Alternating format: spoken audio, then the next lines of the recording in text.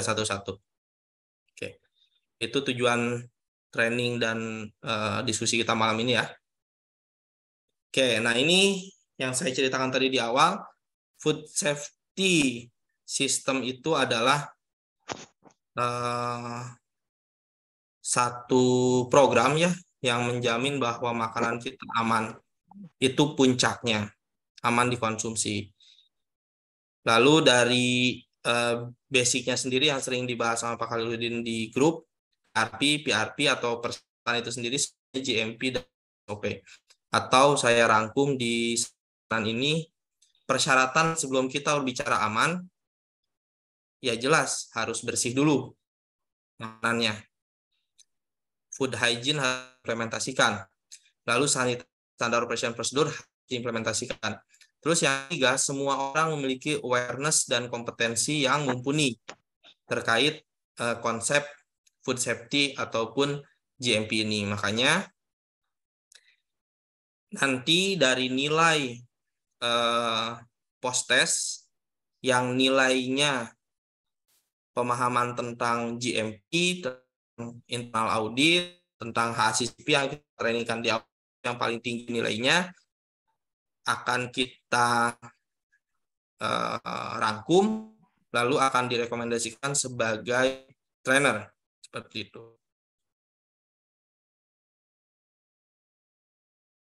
Pak Ratib, ini apakah direkam? Direkam ya? Sudah Pak, sudah direkam Pak. Oke, ya. Khawatirnya nanti akan putar lagi, silahkan. Oke. Nah, jadi hierarki ya, Bapak Ibu semua, yang awal implementasi GMP dulu. Kita nggak bisa langsung ke HACCP kalau GMP-nya belum. Karena ketika semakin atas, maka yang bawah ini akan kena scope audit. Jadi GMP, PRP, GMP plus standar sanitasi dan ya, dari masing-masing personil. Lalu baru kita bicara keamanan pangan. Nah, setelah HACCP, di atasnya ini ada ISO 22 memisahkan atau ada yang gabungkan. Itu tergantung hierarki buat nanti. Ada beberapa sumber, tapi di sini sih masuknya FSMS atau Food Safety Management System atau FSSC juga bisa disebut. Nah, ISO 22000 itu adalah ISO 9001 yang kurang lebihnya ya konsepnya yang ditambah dengan HACCP. Saya sendiri biasanya sih kalau untuk sertifikasi langsung ISO 22000 ya. Tapi dari SJIO ingin HACCP dulu, no problem. Sama aja, nanti lebih mudah kalau mau naik ke ISO 22000, persyaratan-persyaratannya tinggal ISO 9001 digabung dengan HACCP aja. Akan lebih mudah. Oke ya, jadi ini alasannya kenapa Pak Khaliludin di grup PRP. Karena dasarnya hierarkinya seperti ini. Ini harus dipahami oleh semuanya. Nah, audit internal ini sendiri masuk ke persyaratan ISO 22000 atau FSMS. Makanya saya bilang di awal, standar ini atau training ini berguna juga kalau teman-teman ada yang mengimplementasi ISO 20000 atau FSMS atau FSSC. Jadi ada klausul yang mengharuskan organisasi melakukan internal audit di ISO 22000. Kalau ISO 22000 enaknya based on klausul. Jadi klausulnya jelas 1, 2, 3 sampai sekian gitu ya. Itu jelas, kita melengkapi klausul saja. Tapi kalau HACCP itu masih general, masih melebar gitu. Jadi hanya poin-poin generalnya saja yang dikasih. Makanya saya tidak terlalu khawatir untuk HACCP dan GMP. Karena sifatnya justifikasi. Ada audit yang punya persepsi A terhadap poin-poin yang diberikan, ada persepsi B gitu. Tapi intinya kita log aja apa yang harus ada di situ. Ya, jadi ini audit internal yang akan kita bahas malam ini, salah satu persyaratan di ISO 22000 kalau teman-teman mau upgrade ke ISO 20000 atau FSC atau FSMS. Nah, untuk HACCP sendiri, audit internal ini masuknya sekup ke prinsip nomor 6. Ini prinsip ini sudah kita bahas di awal ya, jadi saya tidak akan bahas lagi karena akan panjang. Saya agak cepat menerangkannya, hanya poin-poin utama yang saya tekankan. Kenapa? Karena sudah malam juga ya, ada yang sambil kerja juga, Pak Andrio. khawatir butuh istirahat dan lain-lain. Kalaupun jam 8 kita nggak break, saya no problem, nggak masalah. Kita bisa lanjut. Ini saya pikir akan selesai lebih cepat. Nah, untuk internal audit sendiri masuk ke prinsip nomor 6 ini, menetapkan prosedur verifikasi. Dan dokumentasi ini pun nanti akan masuk ke scope audit. Jadi bagaimana kita memverifikasi bahwa kritikal atau resiko-resiko yang mungkin terjadi terhadap keamanan pangan kita bisa mitigasi gitu. Kita lakukan audit. Ya. Jadi di kodeksnya sendiri ada pernyataan bahwa setelah sistem HACCP diimplementasikan, prosedur harus ditetapkan. Gitu ya. Lalu prosedur itu harus dipastikan bekerja secara efektif. Lalu di salah satu paragrafnya ditekankan juga verifikasi yang meliputi pengamatan audit internal dan eksternal. Ya. Jadi audit internal ini memang harus ada dan harus dilakukan. Internal dan eksternal itu harus dilakukan untuk HACCP. Gitu ya. Tapi konsepnya karena kita pakai ISO 22000 jadi jelas itu lebih tinggi daripada HACCP. Apa itu audit? Audit adalah sebuah proses yang sistematis ya. Jadi asal-asal, sistematis, independen, dan terdokumentasi. Jadi misal kalau Pak Andika datang ke site, ngobrol-ngobrol, wah saya menemukan adanya temuan gitu, tapi tidak sistematis dan tidak terdokumentasi, berarti itu belum bisa dibilang audit.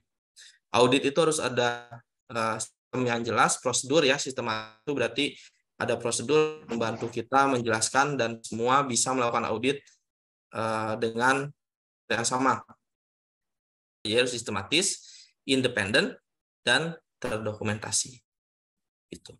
Untuk memperoleh bukti objektif dan mengevaluasinya secara objektif untuk menentukan sejauh mana kriteria audit menjadi acuan audit terpenuhi. Jadi harus objektif, boleh subjektif. Jadi kita bicara tentang objektif, bukan tentang tidak boleh ada subjektivitas. Jadi bukan berarti kita fokus ke orang yang melakukannya, tapi kita melakukan fokus ke apa konteksnya itu ya. Apa itu bukti objektif? Ada data yang mendukung keberadaan sesuatu atau kebenaran. Intinya data ya. Lalu kita berbicara tentang rekaman atas fakta atau informasi yang lain. Jadi mindset ketika audit itu tidak bisa dijelaskan dengan lisan. Misal, Pak Andika datang ke site. Ini sudah dilakukan sanitasi. Sudah Pak? Nah itu nggak bisa. Sudah Pak, ini datanya. Nah itu bisa. Sudah Pak, ini prosedurnya, rekamannya, fotonya, fakta. Kita bicara tentang fakta. Lalu kriteria audit adalah seperangkat persyaratan yang digunakan sebagai referensi dibandingkan terhadap bukti objektif lain. Tidak terlalu penting lah ya. Yang penting tadi objektivitas ketika melakukan audit ya. Yang akan diaudit, dari mana sih data objektivitas itu didapatkan? Pertama dari kebijakan ya, prosedur, lalu persyaratan hukum, persyaratan pelanggan, dan lain-lain. Nah, ini tentang ISO 22000, sistematis itu maksudnya adalah ada dokumentasi yang mengacu kepada prosedur tertentu. Makanya karena kita tidak mengacu ke ISO 22000, kita bikin manual GMP sendiri untuk acuan penerapan GMP. Sedangkan CCP kita cukup mengikuti panduan dari kodeks, yaitu 12 langkah 7 prinsip yang sudah kita implementasikan atau kita bahas. Oke, ini tujuan ya. Tujuan audit adalah menilai penyesuaian dengan persyaratan. Jadi ada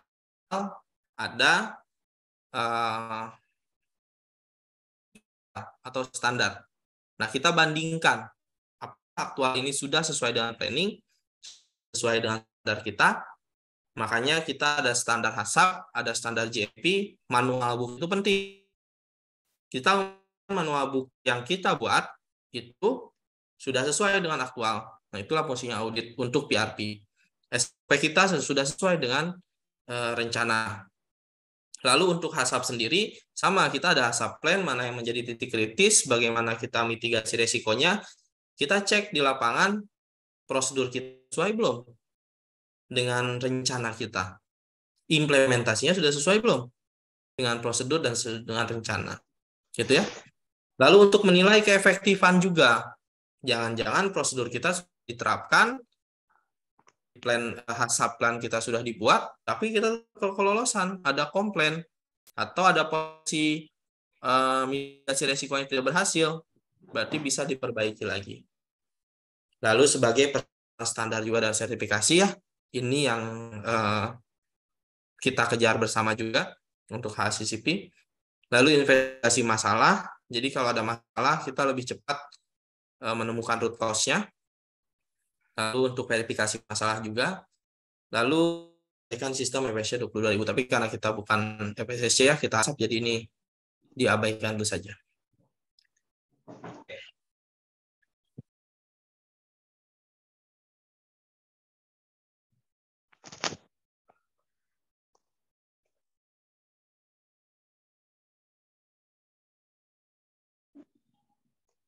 Oke.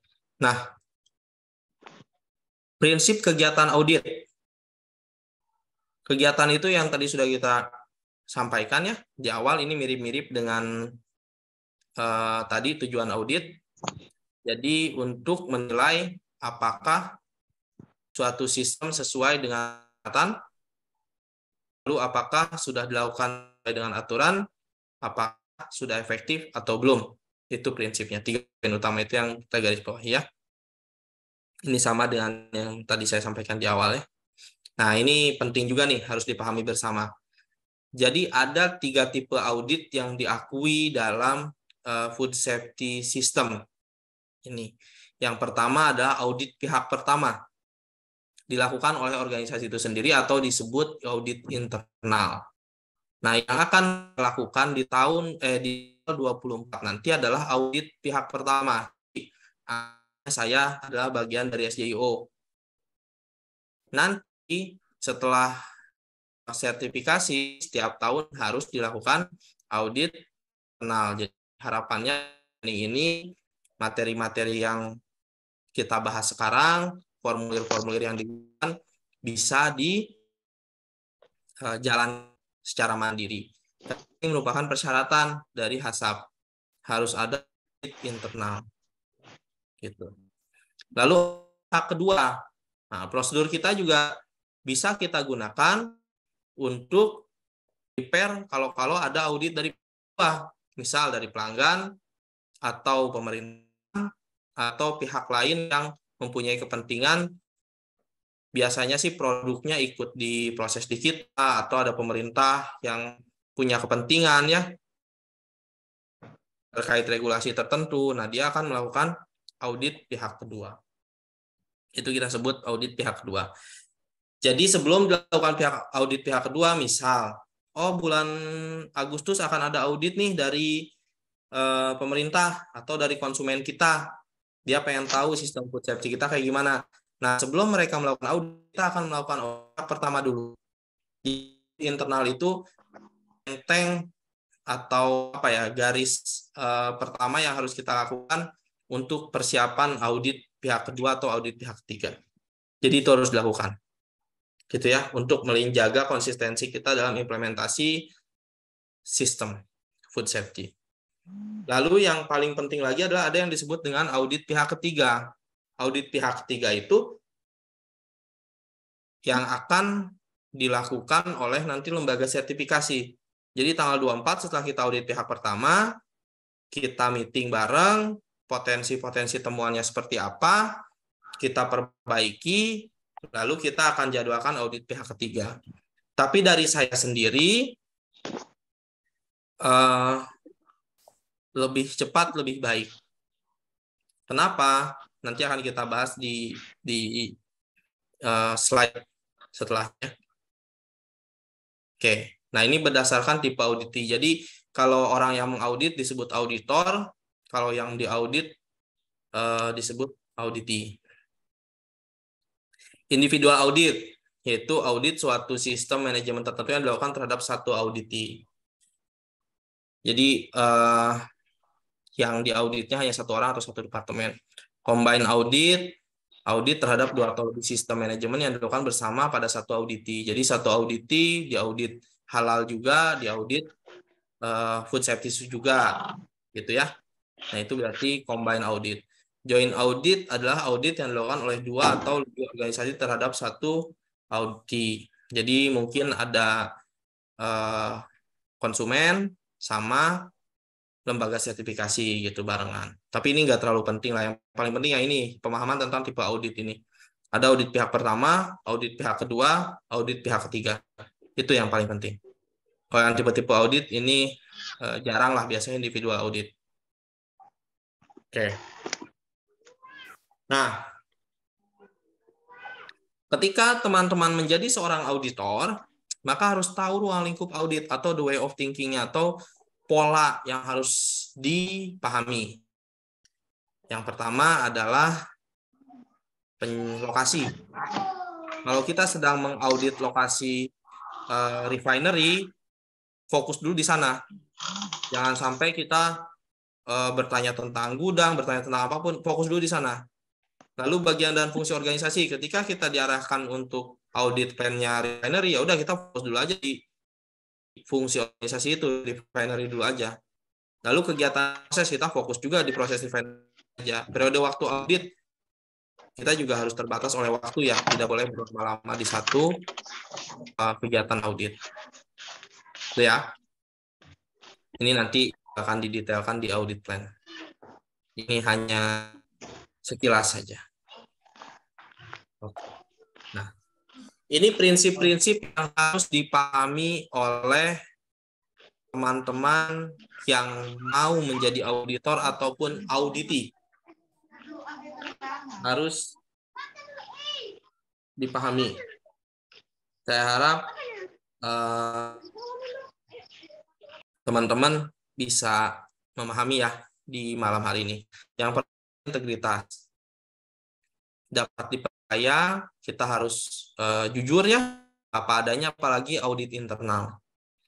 Saya minta tolong banget untuk tim auditor nanti kalau audit internal sejujur-jujurnya. Kenapa? Lebih baik kita ketahuan sama orang dalam daripada nanti ketanya sama auditor pihak kedua atau pihak ketiga. Itu akan lebih merugikan. Kalau ketahuannya misalnya audit, ketika diaudit sama Pak Khaliluddin, Pak Andrio jujur gitu ya, Pak, ya Pak, memang tidak dibersihkan. Nah, kita bisa sama-sama introspeksi, kenapa tidak dibersihkan? Apa yang bisa kita bantu? Itu daripada, sudah Pak, sudah dibersihkan. Oke, padahal belum gitu ya. Nanti ketika ada auditor kedua, pihak kedua atau pihak ketiga, jadi temuan justru berbahaya. Sertifikasi bisa dicabut, bisa kena denda, dan lain-lain. Gitu ya. Jadi integritas itu penting. Lalu adil. Adil itu setiap auditor mempunyai kewajiban untuk melaporkan auditnya. Jadi jangan sampai tim audit internal banyak gitu ya, tapi yang bikin laporan cuma satu. Nah, hal seperti itu tidak boleh. Profesionalisme ya, pelaksanaan audit dengan cermat. Lalu ini juga mirip integritas sih, berdasarkan kepercayaan yang diberikan profesionalisme. Ketika auditor diberikan kepercayaan, dia harus profesionalisme. Jangan melihat siapa yang diaudit, walaupun mungkin atau baiknya, tapi ketika ada temuan dilaporkan. Lalu kerahasiaan. Sampai temuan audit ini di-share gitu ya, update status, wah ada temuan ini, jangan. Karena ini hanya untuk kepentingan internal perusahaan, bukan untuk konsumsi publik. Karena berbahaya. Gitu ya. Jadi selaku auditor, baik-baik integritas, harus adil, lalu harus profesional, ya, harus cermat gitu ya, harus profesionalisme ini lebih kayak yang dibahas di awal, yaitu objektif ya, lebih sistem-sistem yang akan kita lakukan. Lalu kerahasiaan ya, sampai dipublish, walaupun sekarang musim med, tapi ketika jadi auditor, tolong dijaga kerahasiaan. Tuh, integritas, profesionalisme, dan menjaga kerahasiaan. Itu prinsip. Lalu independensi ya, independen ya, netral dan objektif. Ini mirip-mirip juga dengan profesionalisme yang tadi ya. Harus objektif di sini, harus ada bukti ketika kita mengambil kesimpulan dari temuan audit. Yang keenam adalah bukti berdasarkan fakta. Ini saling berketerkaitan ya, hanya mempertegas penjelasan-penjelasan sebelumnya. Lalu pendekatan berbasis resiko dan peluang.